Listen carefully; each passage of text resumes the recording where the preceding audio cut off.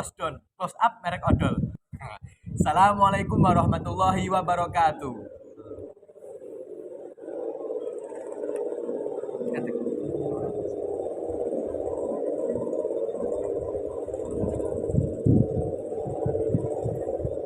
Alhamdulillah.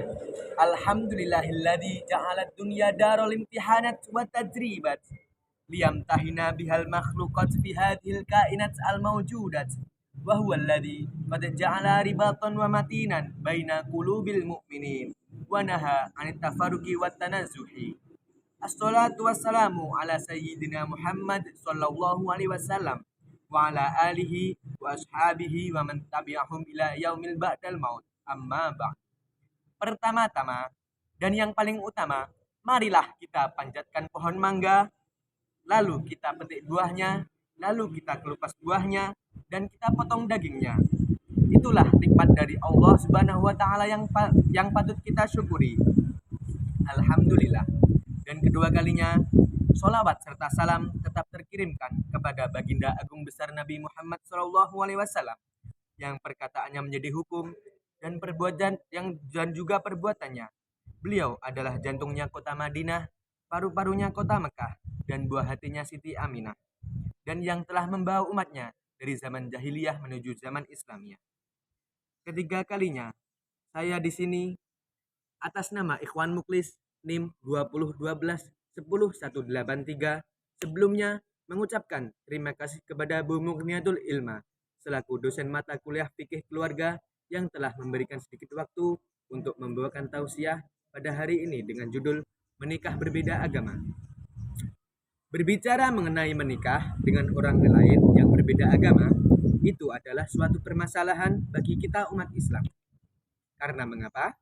Karena jika kita menikah dengan orang yang berbeda agama, secara otomatis akan membuat ibadah kita menjadi terganggu. Jadi, alangkah baiknya kita menikah dengan orang yang sama agamanya ya, adik-adik ya.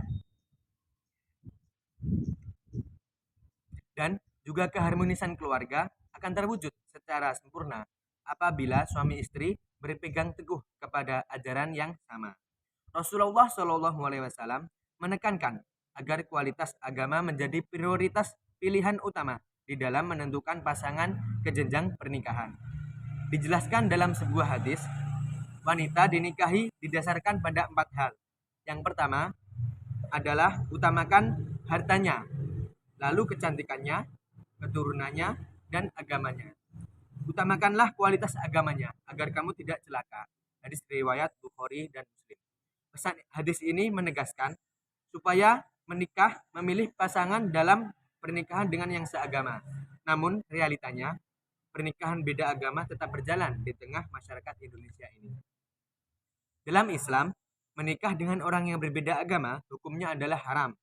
Hal ini jelas tersantum dalam Al-Quran surat Al-Baqarah ayat 221 yang berbunyi Bismillahirrahmanirrahim wala tankihul musyrikati hatta yu'min wala amatum mu'minatun khairum min musyrikatin walau a'jabatkum wala tunkihul musyrikina hatta yu'minu.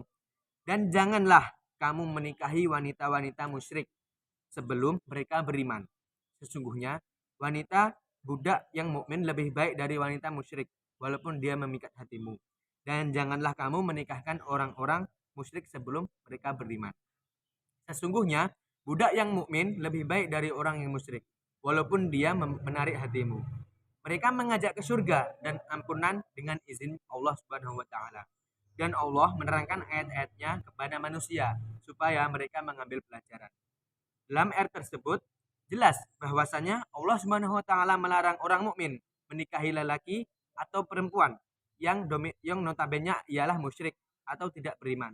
Musyrik berarti menyekutukan Allah, menganggap Allah itu ada 2, ada 3, dan menganggap Allah itu beranak. Maka hukumnya jika melaksanakan pernikahan dengan orang yang berbeda agama adalah maksiat. Sepanjang pernikahannya adalah zina.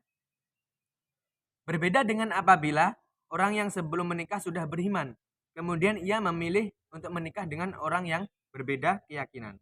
Menurut Buya Hamka, Orang yang terjebak dengan kemunafikan yang paling tinggi adalah orang yang datang pada tempat peribadatan orang lain. Menikah berbeda agama itu berarti menjalin hubungan dalam keadaan yang hati yang saling mengikat. Di Indonesia, secara yuridis formal, masalah perkawinan termasuk nikah berbeda agama diatur dalam Undang-Undang Nomor 1 Tahun 1974 tentang perkawinan.